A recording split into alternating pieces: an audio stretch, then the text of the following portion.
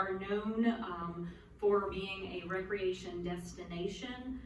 Here in Amherst, we manage the South Peddler ATV trail system, the Mount Pleasant National Scenic Area with Coal Mountain and other spectacular pieces of the Appalachian Trail, Panther Falls, and many other destinations.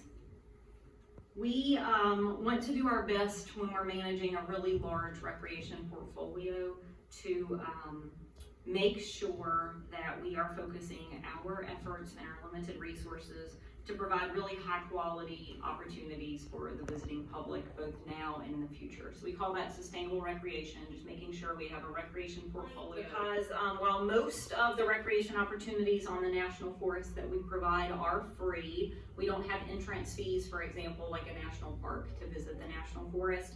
At some of our heavily used or more developed areas, we do implement recreation fees. 25% of that fee would come back into helping us maintain that site. Again, we just want to make sure it's financially sustainable. Of note, citizens are able to obtain senior passes. Disabled citizens can get access passes, and those reduce that fee in half. With this proposed fee, we are trying to address a few issues. Many services at all at Oronoco Campground. If you've been out there, there's a vault toilet and not much of anything else. We would like to consider offering potable water. We would like to delineate the sites. Right now, you can't go out and stay in site number 1 or site number 2. It's kind of a free-for-all. We have folks who are camping in some sensitive riparian areas right there on the Peddler River. We'd like to address that. If we delineate the sites, we think we could provide some great privacy, create a nice family camping experience.